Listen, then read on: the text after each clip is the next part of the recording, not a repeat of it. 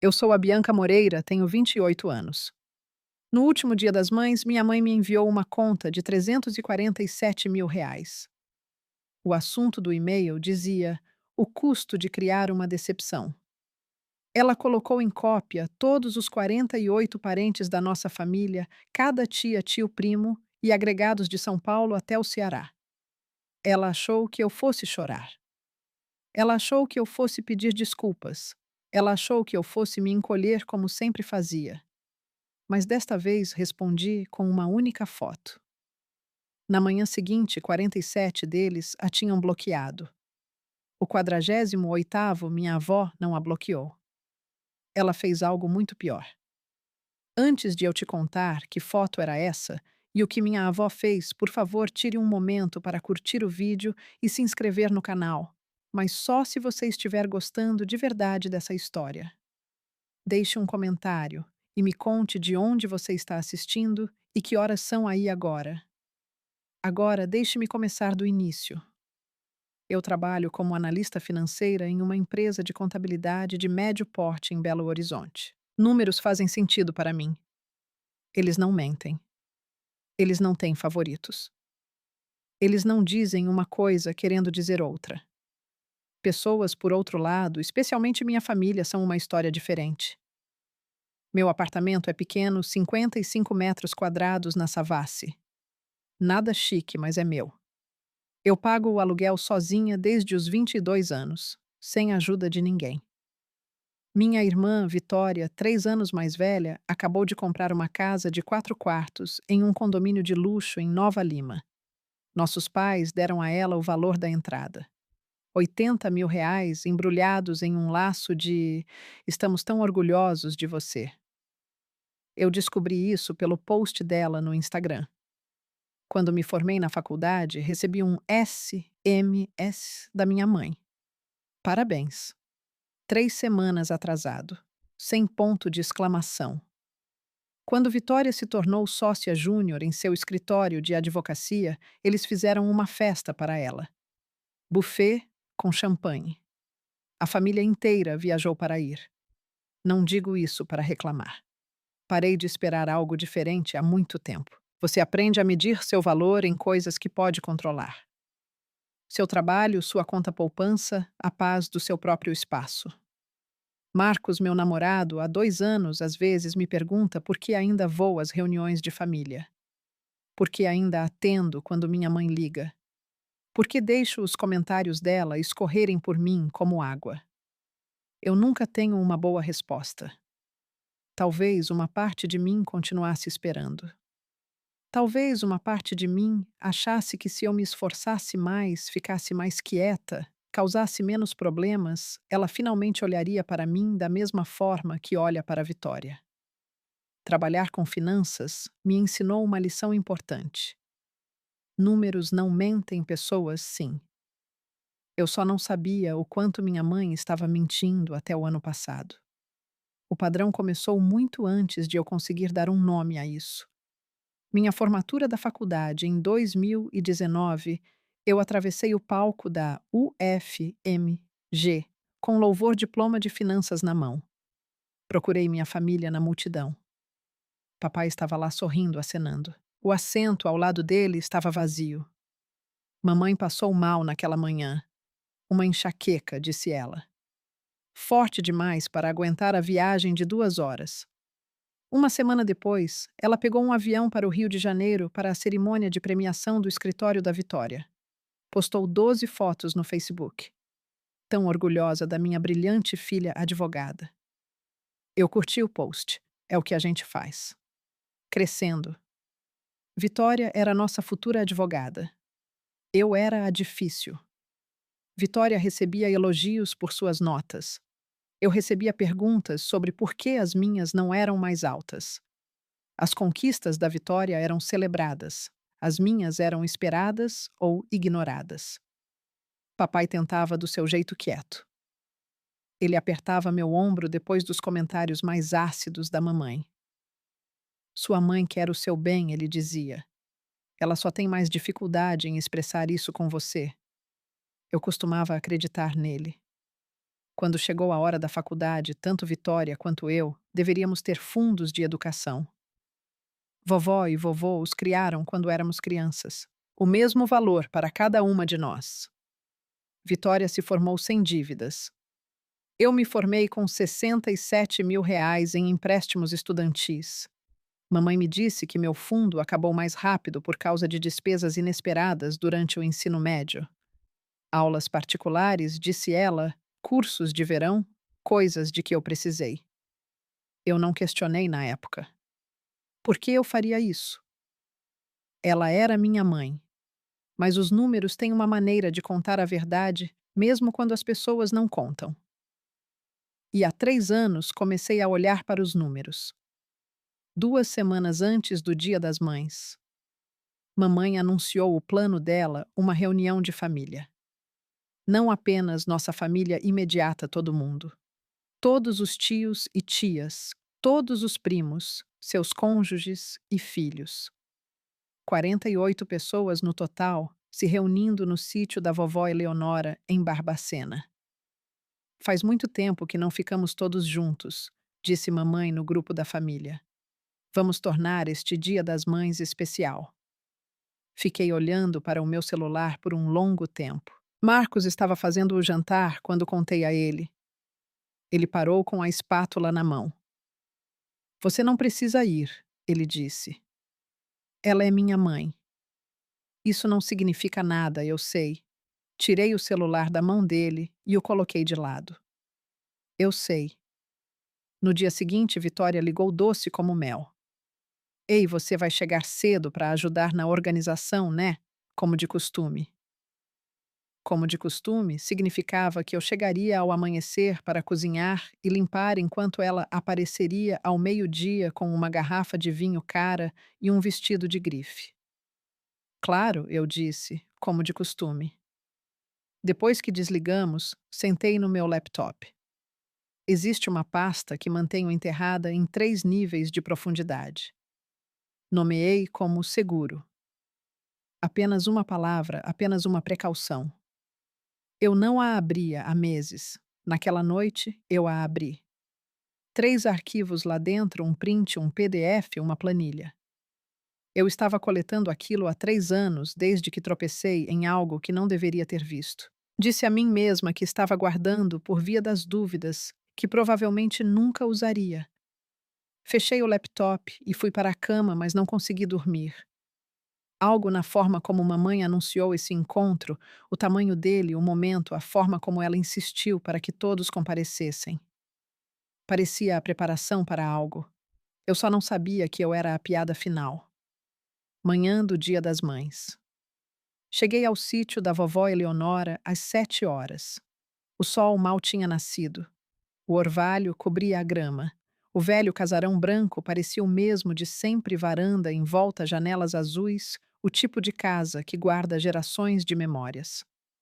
Nem todas boas. Passei as 4 horas seguintes cozinhando, limpando, arrumando flores, montando a mesa longa na sala de jantar com a porcelana fina, 48 lugares. 48 guardanapos de pano, 48 chances de algo dar errado. Vitória chegou às 11 horas e 30 minutos. Ela entrou usando um vestido de seda creme, carregando um buquê de peônias, que provavelmente custou mais do que meu orçamento mensal de supermercado. Ela beijou a mamãe em ambas as bochechas. Elogiou a decoração, a mesma que eu tinha montado. Tudo parece perfeito, disse ela para a mamãe.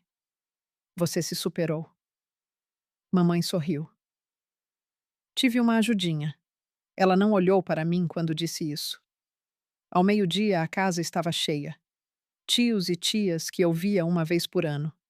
Primos que eu mal conhecia. Seus filhos correndo pelos corredores, barulho, risadas e o cheiro do assado que eu preparava desde o amanhecer. Mamãe circulava pela multidão como uma rainha, aceitando abraços, aceitando elogios, aceitando o holofote. Eu fiquei perto da cozinha. Durante a foto de família, mamãe posicionou todos nos degraus da varanda. Colocou Vitória bem ao lado dela. Quando dei um passo à frente, ela olhou para mim. Bianca, querida, fique lá atrás. Você é mais alta. Vai tapar todo mundo. Fiquei lá atrás. Foi quando vovó Eleonora apareceu ao meu lado. Ela apertou meu cotovelo. O aperto era firme para uma mulher de 78 anos. Aconteça o que acontecer hoje, disse ela baixinho. Mantenha-se firme. Está me ouvindo? Eu não entendi? Ainda não. Os brindes começaram depois do almoço. Tio Roberto foi o primeiro erguendo a taça para o coração da nossa família. Tia Patrícia seguiu com lágrimas nos olhos, falando sobre fraternidade. Primo após primo se levantou elogiando as mães, elogiando a mamãe especificamente, elogiando a mulher que sacrificou tudo. Fiquei quieta. Tinha aprendido há muito tempo que minha voz não era desejada nesses momentos. Então mamãe se levantou, alisou seu vestido lilás, pegou sua taça de vinho. A sala ficou em silêncio com uma reverência praticada. Obrigada a todos por estarem aqui, começou ela. Sua voz tinha aquele tom caloroso e ensaiado que ela usava para plateias. Ser mãe é o trabalho mais gratificante do mundo, mas também o mais difícil. Murmúrios de concordância ecoaram pela sala. Fui abençoada com duas filhas muito diferentes. Ela fez uma pausa, deixando o peso das palavras assentar. Uma que me encheu de orgulho todos os dias e uma que me testou. Os olhares se voltaram para mim. Eu os senti como brasas. Pensei muito sobre como expressar o que a maternidade realmente significa, os sacrifícios que fazemos, os custos que arcamos. Ela enfiou a mão no bolso e tirou o celular. Então preparei algo especial. Um presente pode-se dizer para todos vocês e para uma filha em particular. O polegar dela se moveu pela tela. Pela sala, os celulares começaram a vibrar. Ding, após ding, após ding. 48 notificações em rápida sucessão. Quero que todos vejam exatamente quanto custou, disse mamãe. Seus olhos encontrando os meus, para criar uma decepção.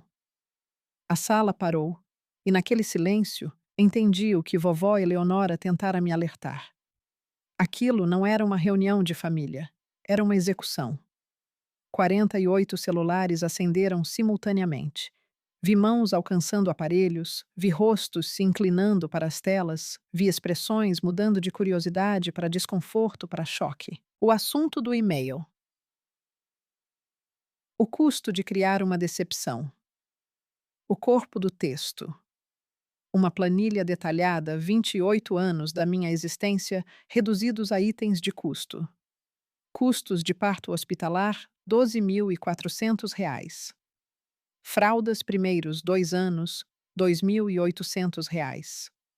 Roupas de infância, R$ 15.600. Aparelho ortodôntico, R$ 8.000. Colônias de férias, R$ 4.500. Primeiro carro, R$ 12.000.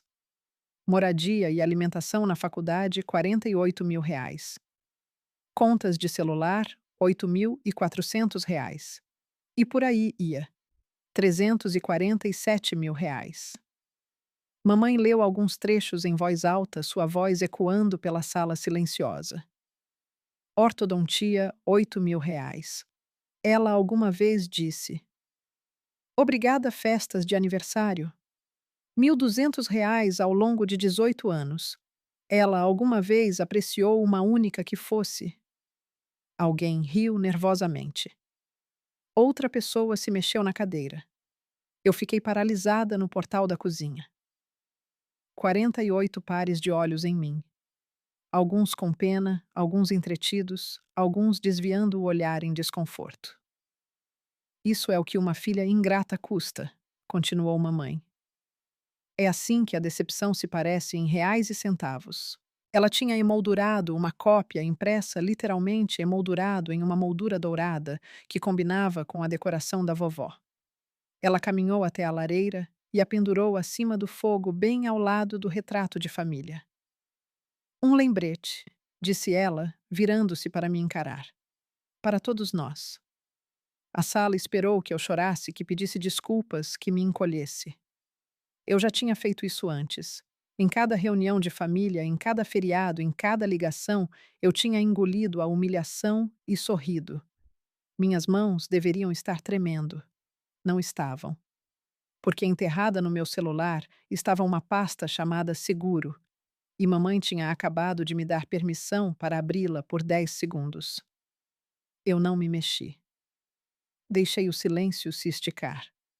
Deixei a mamãe se banhar no que ela achava ser uma vitória. Deixei a sala prender a respiração coletiva, esperando pelo roteiro familiar. Bianca pede desculpas. Bianca chora. Bianca deixa todos desconfortáveis. E mamãe consegue fazer o papel da mãe sofredora. Eu interpretei esse papel por 28 anos. Hoje não. Minha mente passou por memórias. Cada Natal, onde meus presentes eram lembranças de última hora. Cada boletim que rendia críticas em vez de elogios. Cada vez que eu disse sinto muito por existir de uma forma que a incomodava. Pensei nas noites que passei no meu apartamento olhando para relatórios de crédito que eu não conseguia entender. As ligações para a Receita Federal sobre declarações de imposto que eu nunca tinha feito. As aplicações de aluguel rejeitadas por causa de uma pontuação de crédito que eu nunca tinha destruído. Pensei na pasta do meu celular. 3 arquivos. 3 anos de documentação silenciosa.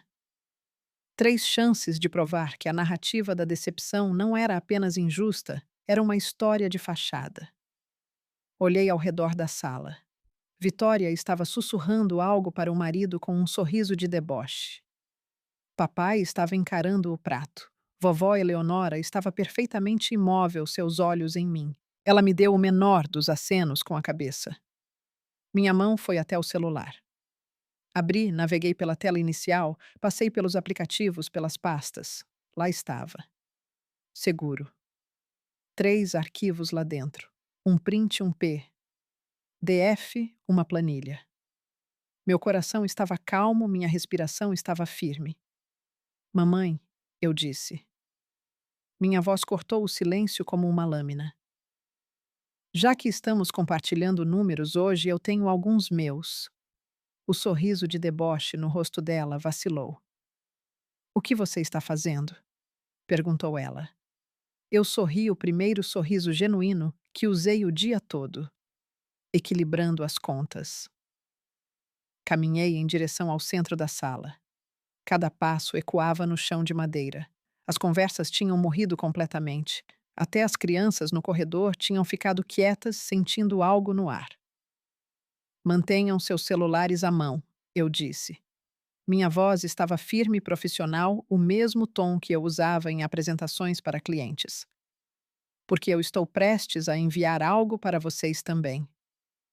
Bianca. O tom da mamãe mudou um aviso. Esta não é a hora.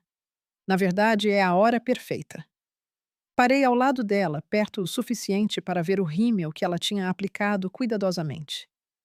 Perto o suficiente para ver o primeiro lampejo de medo sob sua confiança. Você calculou o que eu custei para você, mamãe. Parece justo que eu calcule o que você custou para mim. Abri meu aplicativo de e-mail. Selecionei todos os 48 contatos da família. Bianca, seja lá o que você acha que está fazendo. Estou fazendo exatamente o que você me ensinou. Olhei para ela, mantive o olhar fixo. Mostrando os comprovantes. Apertei enviar. O coro familiar de sons de notificação encheu a sala. Ding, ding, ding. Um após o outro espalhando-se pela multidão como dominós caindo. O rosto da mamãe empalideceu levemente. O que você acabou de enviar? A verdade. Coloquei o celular de volta no bolso. Você tem números, mamãe. Eu tenho documentos. Um movimento chamou minha atenção. Vovó Eleonora tinha se levantado da cadeira, mas não estava se movendo para impedir aquilo. Estava puxando seu assento para mais perto. Primeira fila. Alguns parentes já estavam abrindo o e-mail. Vi suas expressões mudarem. Confusão primeiro, depois algo mais. Tio Roberto foi o primeiro a olhar para a mamãe com um tipo diferente de expressão. Linda, disse ele lentamente. O que é isso? A compostura da mamãe rachou por apenas um momento. A performance estava prestes a ficar interessante. Agora, antes de eu mostrar exatamente o que estava naquele e-mail, eu tenho que perguntar quantos de vocês têm uma pasta como a minha, provas que vocês têm coletado, esperando que nunca precisassem usar. Digite 1 nos comentários se você sabe exatamente do que eu estou falando. E se você estiver assistindo isso tarde da noite sem conseguir dormir, porque o drama familiar está te mantendo acordado, saiba que você não está sozinho. Clique em se inscrever e vamos passar por isso juntos. Certo. Voltando para aquela sala de jantar. O e-mail continha 3 anexos. Comecei com o primeiro. Mamãe, você me cobrou pela minha educação universitária na sua continha. Moradia, livros, despesas de subsistência. Fiz uma pausa. Mas aqui está a coisa, eu paguei a faculdade sozinha. 67.000 reais em empréstimos estudantis. Ainda estou pagando. Murmúrios percorreram a sala. Isso é porque meu fundo de faculdade acabou certo. Foi o que você me disse. Puxei o PDF no meu celular, projetando uma calma que não sentia totalmente. Acontece que agora eu trabalho com finanças e eu sei como rastrear dinheiro. Virei-me para encarar a sala. Vovó e vovô Harrison criaram fundos de educação para mim e para a Vitória quando éramos crianças. O mesmo valor, 89.000 reais para cada uma. Deixei esse número assentar. Vitória usou o dela. Formou-se sem dívidas. Apontei para a tela que mostrava no meu celular. Meu fundo foi retirado integralmente em 3 de agosto de 2016, um mês antes de eu começar a faculdade. O dinheiro foi transferido para uma conta pertencente a Linda Moreira. A mão da tia Patrícia foi à boca. 89.000 reais, repeti. Direto para a conta pessoal da mamãe. Uma semana depois, deslizei para o próximo documento. Ela comprou um Lexus novo à vista. Aquele dinheiro era para despesas da família. A voz da mamãe subiu defensiva. Você não entende. Eu entendo extratos bancários. Mantive minha voz nivelada. Eu entendo transferências bancárias. Eu entendo que você roubou meu fundo de faculdade e me deixou afogar em dívidas enquanto você dirigia um carro de luxo. Papai levantou-se lentamente de sua cadeira. Seu rosto tinha ficado pálido. Linda, disse ele baixinho. Isso é verdade.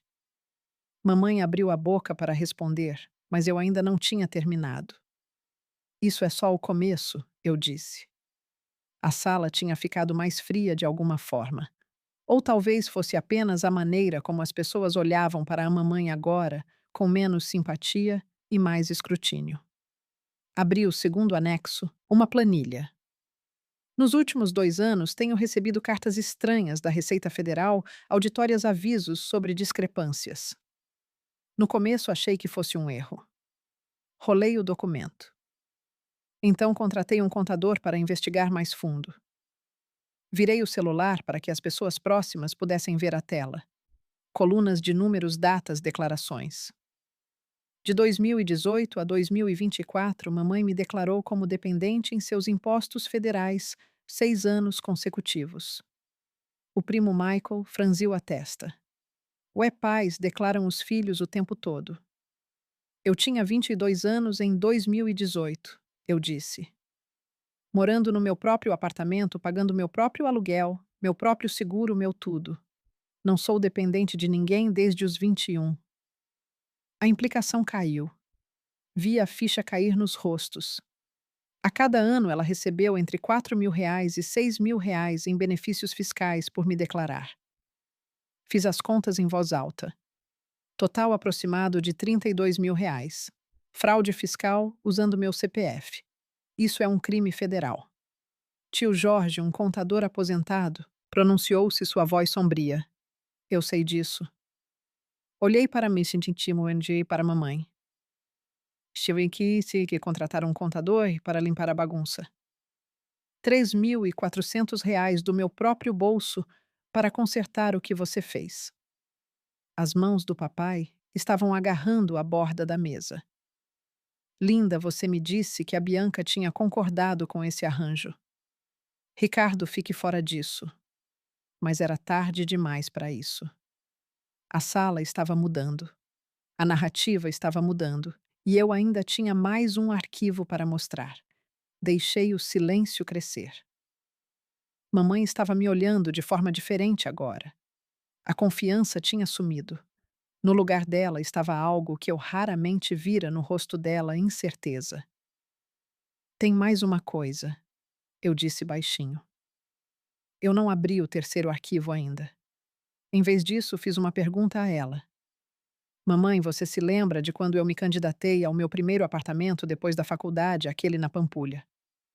Ela não respondeu. Fui rejeitada.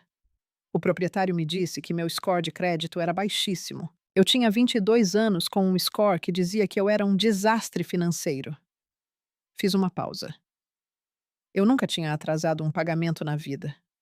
Eu nunca tinha tido um cartão de crédito. O entendimento amanheceu em alguns rostos pela sala. Então eu puxei meu relatório de crédito e sabe o que encontrei? Abri o terceiro anexo. Extratos bancários, propostas de cartão de crédito, todos com o meu nome. 3 cartões de crédito abertos em 2016, 2017 e 2018. Todos usando meu nome e CPF, todos com o limite estourado. Deixei o número cair como um martelo. R$ 47.000 em dívidas no meu registro por compras que eu nunca fiz. Tia Marta ofegou. Isso é roubo de identidade, disse tio Jorge categoricamente. Linda, isso é um crime federal. Levei 4 anos para limpar meu nome, continuei. 2 advogados, centenas de horas no telefone, mas guardei tudo, cada documento, cada extrato, cada pedaço de evidência. Movimento no canto da sala. Vitória estava se levantando, alcançando a bolsa. Sente-se, Vitória. Ela congelou. Você não vai a lugar nenhum. Encontrei os olhos dela. Porque um daqueles cartões de crédito. As faturas eram enviadas para o seu endereço. A cor sumiu do rosto da minha irmã. Eu não sabia. Vitória começou. Não comece. Minha voz estava calma fria. Eu tenho os comprovantes de envio, seu endereço, sua assinatura nas confirmações de entrega. A sala se virou para olhar para a minha irmã, a filha de ouro, aquela que não errava nunca.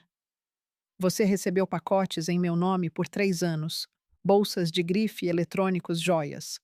Puxei um recibo específico. Incluindo um anel de noivado, R$ 8.400 cobrado em um cartão com o meu nome. O marido da Vitória, Derek, olhou para a mão dela, para o diamante brilhando sob as luzes da sala de jantar. Você usou minha identidade roubada no seu casamento, eu disse. Você sabia ou apenas não quis saber? Eu. A voz da Vitória falhou. Mamãe disse que era uma emergência.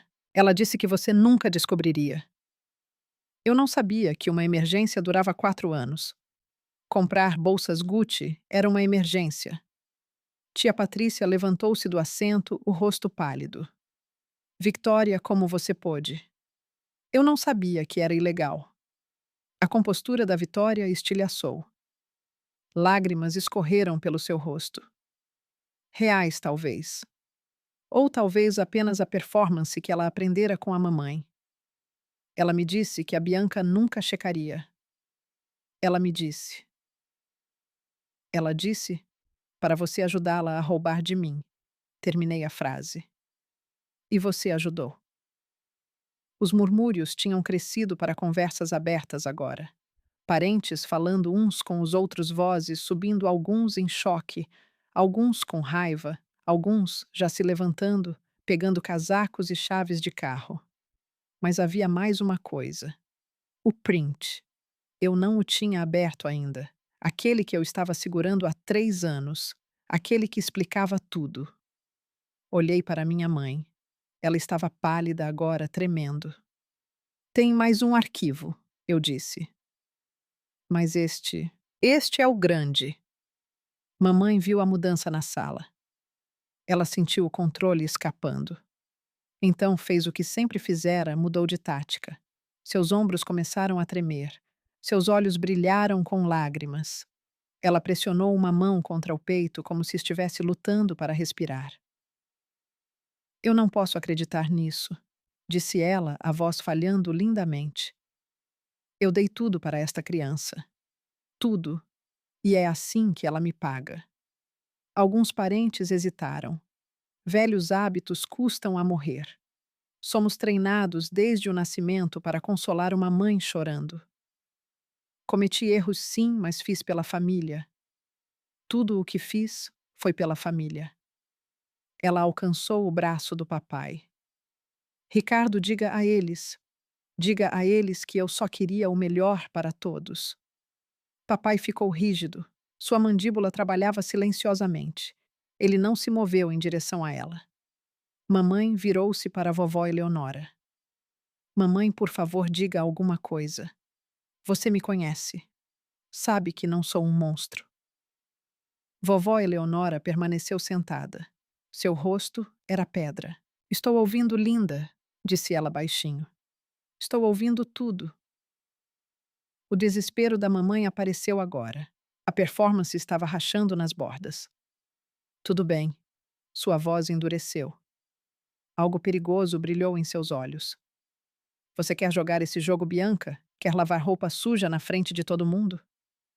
Ela deu um passo em minha direção. Perto. Perto demais. Então vamos falar sobre o porquê, sibilou ela. Vamos falar sobre por que eu te tratei de forma diferente a vida toda. Existem coisas que você não sabe. Coisas de que eu te protegi. Um aviso. Uma ameaça. Existem coisas sobre você, garotinha, que mudariam tudo. Ela achava que ainda tinha vantagem. Achava que o segredo dela era maior que o meu. Ela estava errada. Você tem razão, mamãe, eu disse. Existe algo que eu não sei, ou não sabia até 3 anos atrás. Os olhos da mamãe se arregalaram levemente, apenas uma fração. Do que você está falando? 3 anos atrás, eu estava no apartamento da Vitória. Ela deixou o celular na bancada da cozinha enquanto ia atender uma ligação. Uma mensagem chegou. Mantive minha voz firme. De você. A cor estava sumindo do rosto da mamãe agora. Eu não ia ler, mas seu nome estava lá e a prévia mostrava algo que eu não podia ignorar. Bianca. A voz dela era um aviso. Então eu tirei um print. Não. E eu o tenho guardado há 3 anos. Peguei meu celular. 3 anos de você me humilhando em cada feriado, cada aniversário, cada reunião de família. 3 anos engolindo seus insultos e não dizendo nada. A compostura da mamãe finalmente desmoronou. O medo real apareceu em seus olhos. Eu nunca usei, continuei. Disse a mim mesma que nunca usaria, que não era meu segredo para contar, que talvez você tivesse uma razão para ser do jeito que é. Por favor. A palavra saiu quebrada. Por favor, Bianca. Seja o que for que você acha que sabe. Eu não vim aqui hoje planejando fazer isso. Minha voz estava firme. Mas você veio, mamãe. Você planejou tudo isso. Você queria me humilhar na frente de todos. Queria me tornar a vilã da sua história. Ergui meu celular. Então agora eu vou contar a verdade. Se você algum dia me amou, mamãe começou. Amou. Senti algo quebrar no meu peito. Passei minha vida inteira tentando ganhar o seu amor. Acontece que eu nunca tive chance. Abri o aplicativo de e-mail. Selecionei todos os 48 contatos, anexei o print. Meu polegar pairou sobre o enviar. É por isso, eu disse baixinho. É por isso que você me odeia desde o dia em que nasci. Apertei enviar. As notificações explodiram. 48 celulares, 48 dings. Um após o outro, uma cascata de alertas digitais que encheu a sala silenciosa como tiros. Mamãe avançou em minha direção. Apague e faça eles apagarem. Sua voz estava rouca, desesperada. Tio Roberto segurou o braço dela. Linda, pare. Mas todos já estavam olhando, já estavam lendo. Observei seus rostos enquanto o print carregava em suas telas. Confusão primeiro, depois, o lento amanhecer da compreensão, então, o choque. Tia Patrícia levou a mão à boca. Tio Jorge sentou-se pesadamente. O primo Michael deixou o celular cair no chão. O print era uma mensagem de texto de Linda Moreira para Victoria Moreira, datada de 15 de julho de 2023. Dizia: Esta não é filha biológica do Ricardo. Não conte a ninguém. Se ele descobrir, vai se divorciar de mim e eu perderei tudo. A sala ficou absolutamente imóvel. Então papai falou: Linda. Sua voz era pouco mais que um sussurro. O que é isso? Mamãe estava tremendo. Toda a cor sumira de seu rosto. Não é. Eu posso explicar. Não é o que parece. É verdade. A pergunta ficou suspensa no ar. 28 anos de casamento. 28 anos amando uma filha que poderia não ser dele. Mamãe não conseguia falar. Foi Vitória, a irônica e traidora Vitória, quem confirmou. É real, disse ela baixinho. Sua voz estava oca. Ela me enviou isso há 3 anos. Me fez prometer nunca dizer nada. Papai fez um som, o som de um animal ferido. Ele virou-se e caminhou em direção à porta. Ricardo. Mamãe tentou alcançá-lo. Ele não olhou para trás. A porta da frente abriu e fechou. Ouvi o motor do carro dele ligar, ouvi-o se afastar. E ali de pé, nos destroços que ela mesma criou. Minha mãe finalmente olhou para mim, não com raiva, mas com algo pior, medo. O silêncio que se seguiu foi diferente de tudo o que eu já experimentara.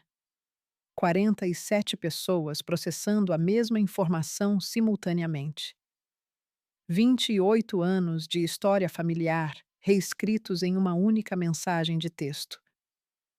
Eu não era a filha biológica de Ricardo Moreira, o homem que me ensinou a andar de bicicleta, que me ajudou com o dever de casa de matemática, que me levou para a escola no meu primeiro dia. Ele não era meu pai biológico, e minha mãe soubera o tempo todo. De repente, tudo fazia sentido, o tratamento diferenciado, a crítica constante, a forma como ela olhava para mim, como se eu fosse um lembrete de algo que ela queria esquecer. Eu não era uma decepção. Eu era uma prova. Você passou 28 anos me punindo, eu disse baixinho. Não porque eu não fosse boa o suficiente, mas porque toda vez que você olhava para mim, você via seu próprio erro.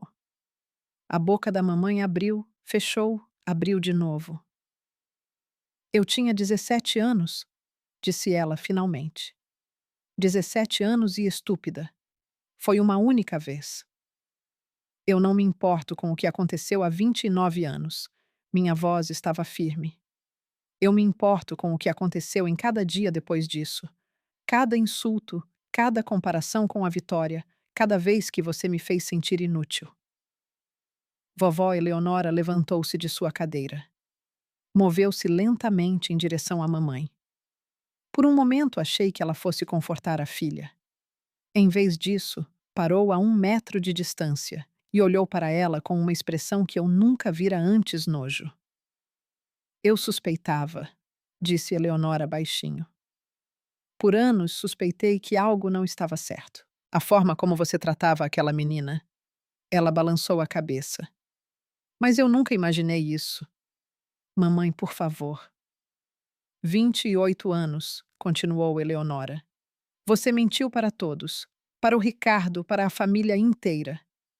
Ela fez uma pausa. Para mim. Mamãe começou a chorar. Lágrimas de verdade agora. Eu conseguia notar a diferença, mas ninguém se moveu para confortá-la. A sala se fragmentou. As pessoas começaram a se mover de uma vez. Vozes se sobrepunham. Sussurros chocados, perguntas furiosas, o arrastar de cadeiras sendo empurradas. Não posso acreditar nisso. 28 anos mentindo. Pobre Ricardo. Meu Deus, pobre Ricardo. Tia Patrícia pegou a bolsa e saiu pela porta sem dizer uma palavra. Tio Jorge seguiu balançando a cabeça. A prima Beth já estava no celular, provavelmente ligando para alguém que não tinha ido à reunião. Aqueles que ficaram olhavam para a mamãe de forma diferente agora. Não com a deferência que ela cultivara por décadas, mas com algo próximo à repulsa. Tudo o que eu fiz, fiz por esta família, gritou mamãe. Sua compostura se fora completamente. O rímel escorria por suas bochechas em rios pretos. Eu nos mantive unidos, eu protegi a todos da verdade. Você protegeu a si mesma, corrigiu tia Marta baixinho. Foi só isso que você fez. Linda. Pela sala, os celulares estavam vibrando. O êxodo começara no grupo da família também. Vi vislumbres por cima dos ombros. Pessoas saindo da conversa, bloqueando contatos, digitando mensagens furiosas. Mamãe avançou para o meu celular. Apague. Faça todos apagarem. Tio Roberto e Derek a seguraram. Fiquei imóvel no centro de tudo, assistindo 28 anos de mentiras cuidadosamente construídas desmoronarem em tempo real.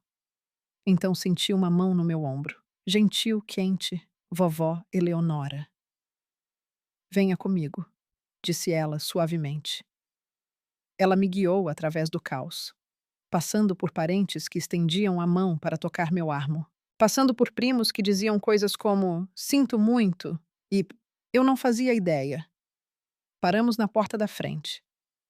Através do vidro eu via o estacionamento se esvaziando, carros saindo um após o outro. Você ainda é minha neta, disse Eleonora com firmeza. Sangue ou não sangue, isso não muda. Eu acreditei nela. Encontrei o papai no estacionamento. O carro dele ainda estava lá, motor ligado. Ele não tinha passado do final da entrada. Pelo para-brisa, eu podia vê-lo sentado imóvel, as duas mãos no volante olhando para o nada.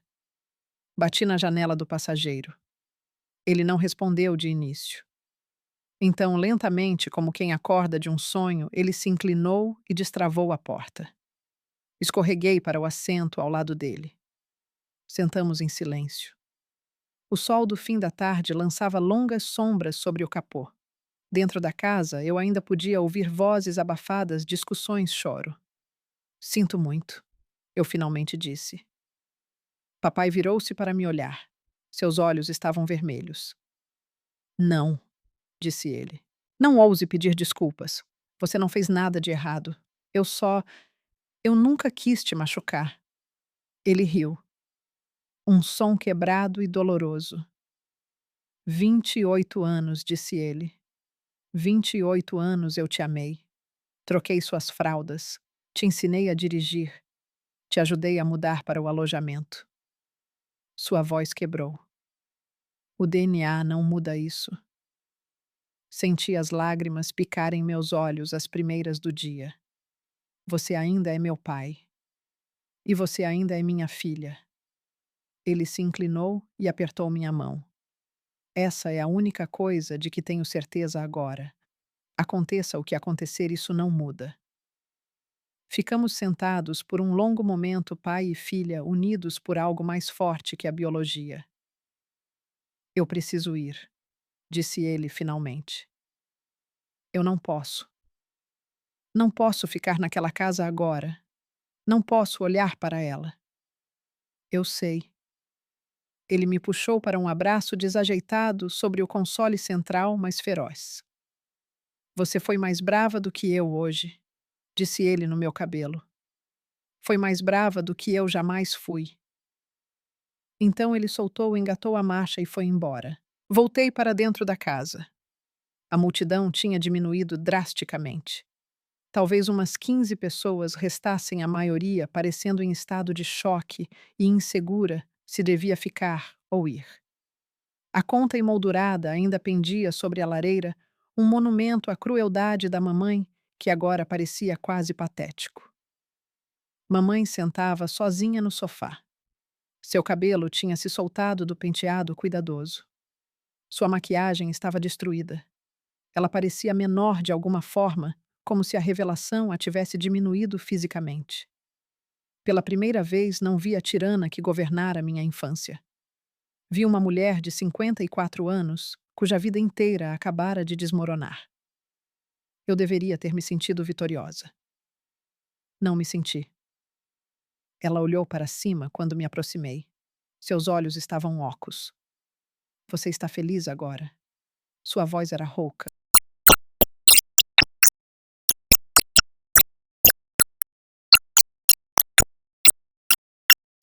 Precisavam saber que não sou a decepção que você pintou.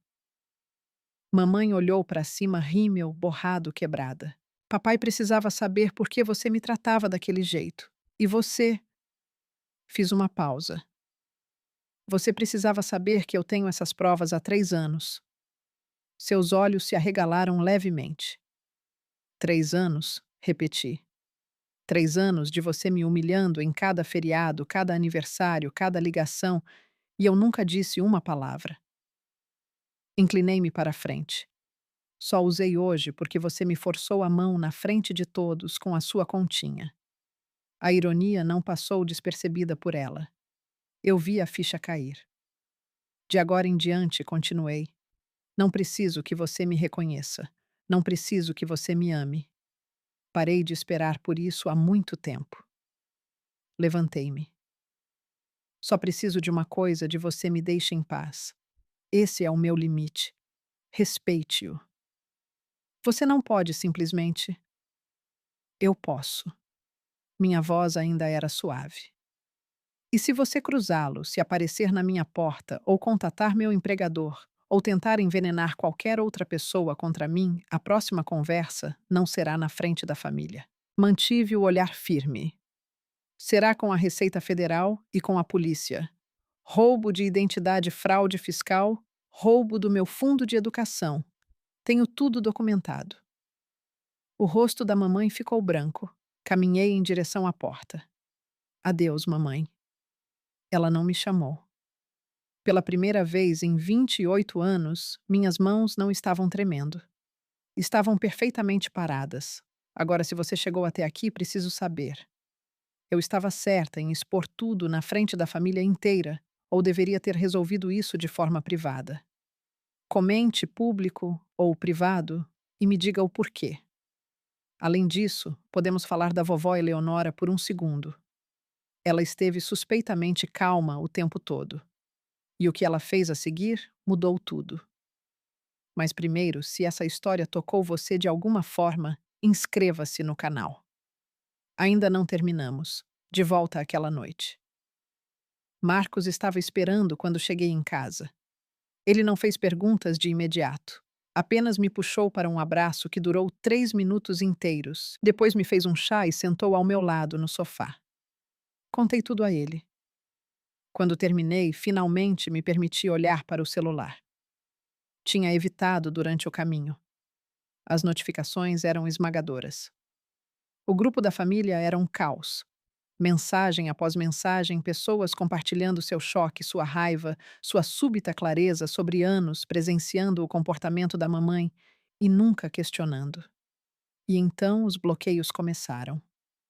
Um por um, membros da família estavam removendo Linda Moreira de seus contatos, saindo de grupos, dando unfollow nas redes sociais. À meia-noite, contei 47. Mensagens privadas inundaram minha caixa de entrada. Eu não fazia ideia. Sinto muito por nunca ter intervindo, tia Marta. Você foi tão brava hoje. Queria ter metade da sua coragem. Prima Beth. Eu sempre achei que algo estava errado. Deveria ter confiado nos meus instintos. Tio Jorge. A que me fez chorar veio da tia Patrícia, a própria irmã da mamãe. Eu falhei com você, querida. Por 28 anos, te quis. Eu assisti e não disse nada. Isso acaba hoje? Rolei cada mensagem, cada pedido de desculpas, cada expressão de apoio que veio décadas atrasada, mas que ainda importava.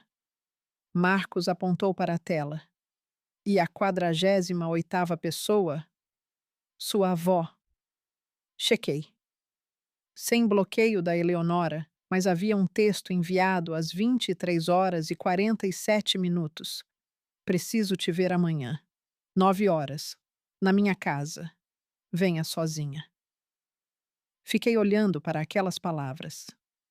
Algo estava acontecendo, algo além do impacto imediato.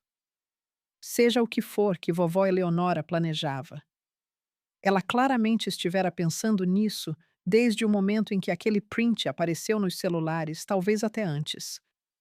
Talvez o sítio da vovó Eleonora parecesse diferente sob a luz da manhã, mais silencioso, mais vazio. Os restos do caos de ontem tinham sido limpos. As mesas liberadas, as cadeiras de volta aos seus lugares, a conta emoldurada notavelmente ausente da lareira. A porta da frente estava aberta. Caminhei pelo corredor familiar até o escritório nos fundos da casa. Vovó Eleonora estava sentada atrás de sua escrivaninha de carvalho. Papéis estavam espalhados à sua frente, documentos oficiais cobertos de parágrafos densos e assinaturas. Ela não estava sozinha. Um homem de terno cinza estava ao lado dela. Eu o reconheci, Dr. Thomas Jameson, o advogado de sucessões da família. Eu o conhecera uma vez no funeral do vovô. Sente-se, querida, disse a vovó. Sentei-me na cadeira à frente dela. Meu coração batia mais rápido do que eu queria. Eu não bloqueei sua mãe, disse Eleonora diretamente. Quer saber o porquê? Sim, porque bloqueá-la teria sido uma gentileza. Sua voz era ferro. O que eu fiz em vez disso é permanente. Ela deslizou um documento pela mesa em minha direção. Às 2h17 desta manhã, liguei para o Thomas, acordei-o de um sono profundo. Às 4 horas da manhã, tínhamos finalizado a nova papelada. Ela bateu com o dedo no documento. Meu testamento foi alterado. Olhei para o papel. A linguagem jurídica nadava diante dos meus olhos. Eu não entendo. Sua mãe originalmente receberia 35% do meu patrimônio. Isso foi reduzido para 5%. Os olhos de Eleonora encontraram os meus. Apenas o suficiente para que ela não possa contestar, alegando ter sido completamente deserdada. Perdi o fôlego. Sua parte aumentou de 10% para 30%. Ela fez uma pausa. A parte do seu pai permanece a mesma. Ele é uma vítima nisso também. Vovó, eu não. Eu não estava esperando. Eu sei. Sua voz suavizou. É precisamente por isso que você merece. Dr. Thomas Jameson limpou a garganta. Para a clareza, a senhora Harrison redistribuiu sua herança da seguinte forma. Obrigada, Thomas. Eu explicarei. Vovó Eleonora pegou o documento de volta. Isso não é sobre punição.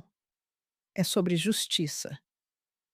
Ela levantou-se e caminhou até a janela, olhando para a propriedade e hectares de terra em Barbacena que estavam na nossa família há 3 gerações. Comecei a suspeitar que algo estava errado há anos, disse ela baixinho. A forma como Linda te tratava, as desculpas, o favoritismo tão flagrante que me deixava desconfortável. Ela virou-se para me encarar.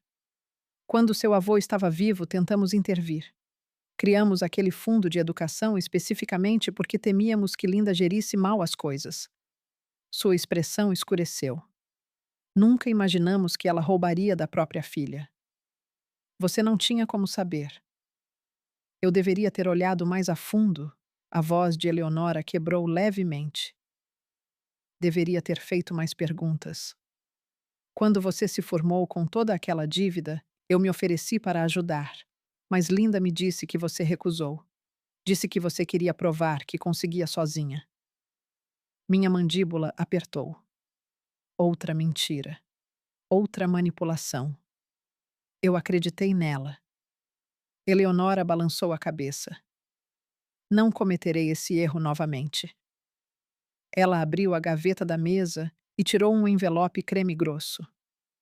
Meu nome estava escrito nele com sua caligrafia cuidadosa.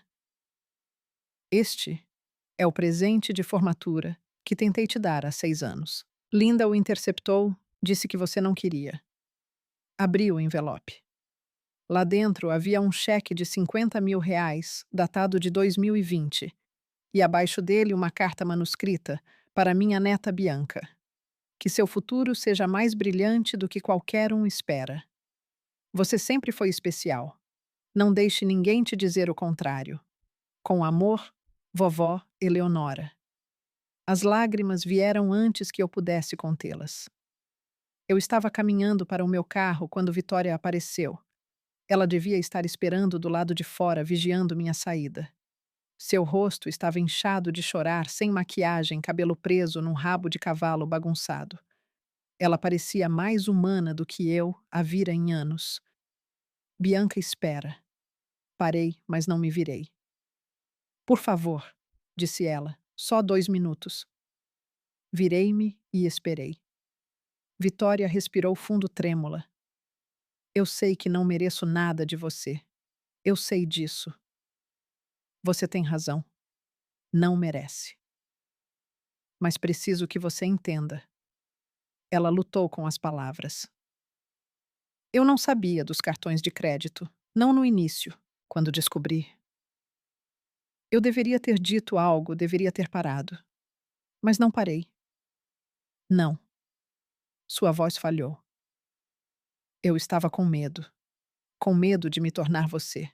De ter a mamãe se voltando contra mim, da mesma forma que se voltou contra você. Senti algo mudar no meu peito. Não era perdão ainda, não, mas reconhecimento. Então você a ajudou a me machucar, eu disse. Para se proteger. Sim. Vitória limpou os olhos. Não estou pedindo que me perdoe. Só queria que soubesse. Eu entendo agora por que você fez o que fez. E sinto muito por tudo. Ficamos ali, duas irmãs em lados opostos de um abismo que talvez nunca se fechasse totalmente. Não posso te perdoar agora, eu disse finalmente. Talvez nunca mais entendo por que fez isso. O medo faz as pessoas fazerem coisas terríveis. Fiz uma pausa. Olhe para a mamãe. Vitória assentiu. Se algum dia quiser conversar, estou aqui. Preciso de tempo. Eu sei. Não nos abraçamos, não fizemos promessas, apenas acenamos uma para a outra e caminhamos para nossos carros separados. Não era um encerramento, mas era honesto. Isso era mais do que jamais tivemos antes. Uma semana depois, o quadro completo emergiu. Tia Patrícia me ligou com atualizações. Ela se tornara minha ligação não oficial com o caos familiar que eu deixara para trás. Sua mãe descobriu sobre o testamento, disse Patrícia.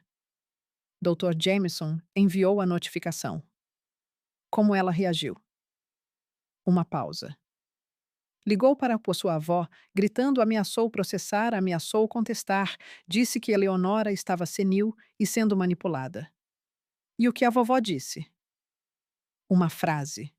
Depois desligou. Qual foi a frase? A voz de Patrícia tinha algo como admiração. Você fez suas escolhas por 28 anos. Eu fiz as minhas. Deixei aquilo assentar. E o papai? Perguntei. Mudou-se.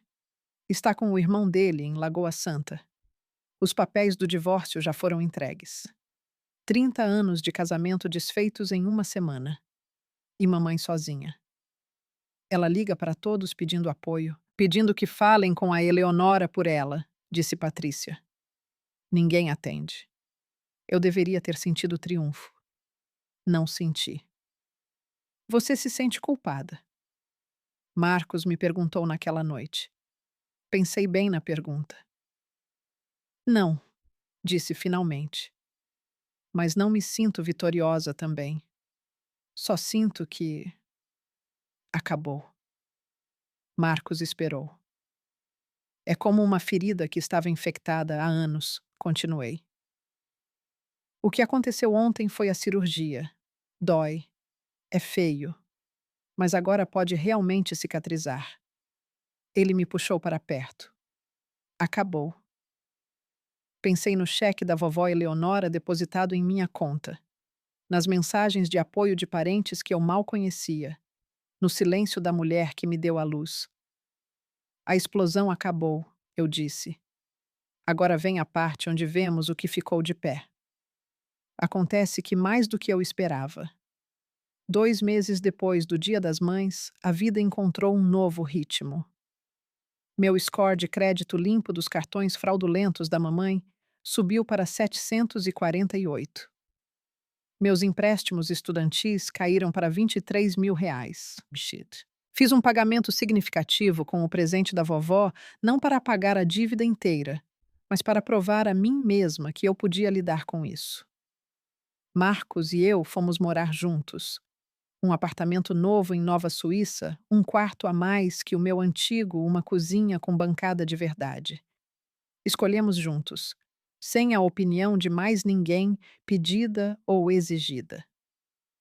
Papai veio nos ver no dia da mudança. Trouxe uma planta e uma garrafa de vinho. Seus olhos estavam cansados, mas havia algo mais leve neles. Como você está? Perguntei enquanto Marcos desencaixotava coisas no outro cômodo. Chegando lá, ele colocou a planta no parapeito da janela. O divórcio será finalizado no mês que vem. Estou com seu tio Bill até decidir meu próximo passo. E emocionalmente, ele esboçou um pequeno sorriso. 28 anos de mentiras é muita coisa para processar, mas quer saber? Não me arrependo de um único dia de ser seu pai. Nenhum. Nos abraçamos por um longo tempo. Jantares de domingo tornaram-se nossa nova tradição. Só nós.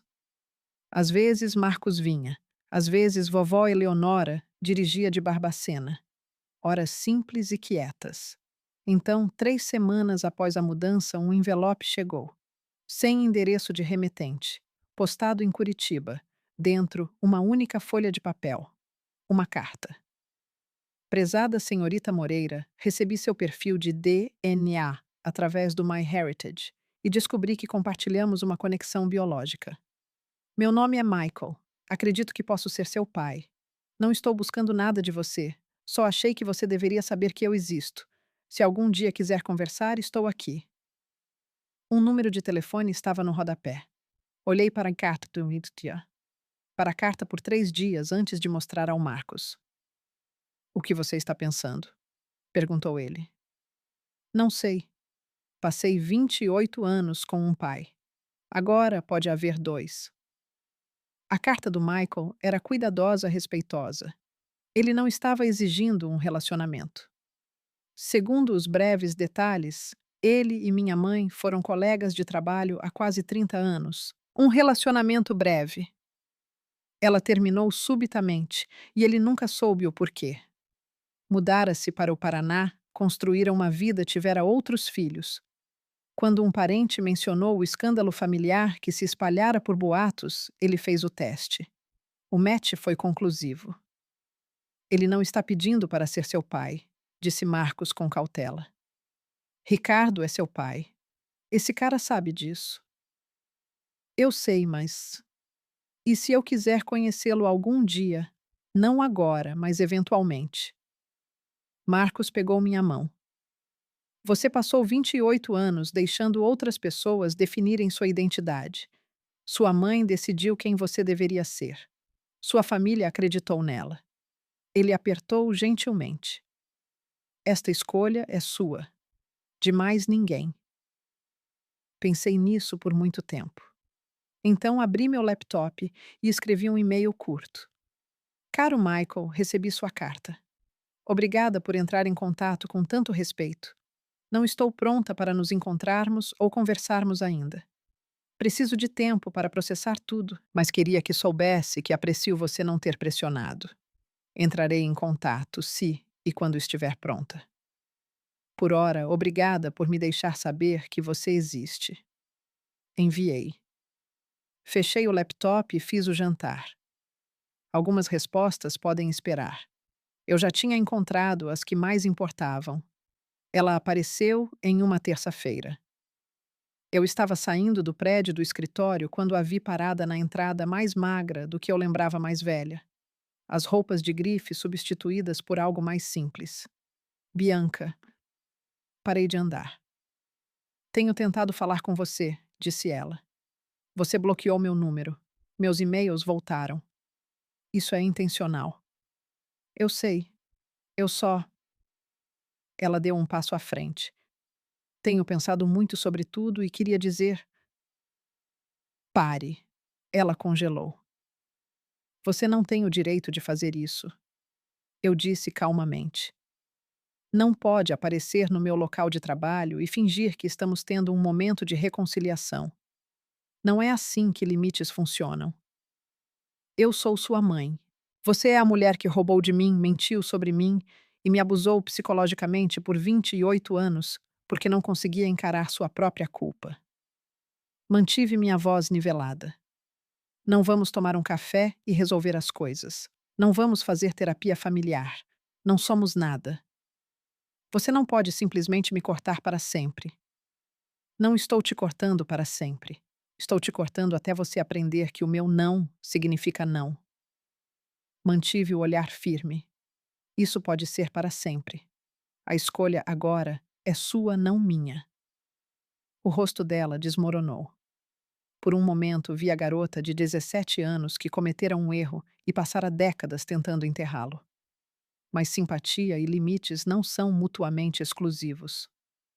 Adeus, mamãe. Passei por ela rumo ao meu carro. Ela não me seguiu. Ao sair do estacionamento, vi um vislumbre dela pelo retrovisor, ainda parada lá me vendo ir embora. Minhas mãos estavam firmes no volante. Pela primeira vez na vida, não estavam tremendo. É assim que a liberdade se parece. Se você está ouvindo esta história e se vendo nela, quero te dizer uma coisa. Você não é o que eles te chamam. Você não é a decepção. Você não é a difícil. Você não é a ovelha negra ou qualquer rótulo que as pessoas que deveriam te amar escolheram colar em você em vez de examinarem as próprias falhas. Às vezes, as pessoas mais próximas são as que mais nos machucam. E estabelecer limites com elas, recusar-se a absorver sua crueldade, não é egoísmo, é sobrevivência. Minha mãe me enviou uma conta de R$ 347.000. Ela calculou o custo das minhas fraldas do meu aparelho e das minhas festas de aniversário. Mas ela nunca calculou o custo do que fez comigo. Os anos imaginando por que eu não era boa o suficiente, as noites chorando sozinha, as oportunidades roubadas, a confiança esmagada. Não há etiqueta de preço para isso. E não há nada que ela possa pagar para me ter de volta. Não sei o que o futuro reserva. Talvez algum dia eu fale com ela novamente. Talvez não, mas, pela primeira vez na minha vida, a escolha é minha, não dela. Papai e eu jantamos todo domingo. Vovó Eleonora liga toda quarta-feira. Estou lentamente reconstruindo conexões com primos e tias que finalmente me veem com clareza. E o Marcos? Ele me perguntou na semana passada se eu queria olhar anéis de noivado. Eu disse que sim. A vida continua. Diferente, melhor minha. Então, se você está aí preso na sua própria versão desta história, saiba que existe um outro lado. Saiba que a verdade tem poder. Saiba que limites são pontes para a liberdade. Você vale mais do que as pessoas que falharam em te amar. Eu sou a Bianca Moreira e minha conta está paga integralmente. Obrigada por ficar comigo nesta história. Se alguma parte dela ressoou com você, se você já se sentiu a decepção na sua própria família, deixe um comentário. Conte sua história. Às vezes, apenas dizer eu também é o suficiente. E se quiser mais histórias como esta sobre dramas familiares, justiça e sobre encontrar sua voz, inscreva-se no canal e confira a playlist na descrição. Lembre-se, seu valor não é determinado por aqueles que falharam em vê-lo. Eu sou a Bianca Moreira e minha conta está paga.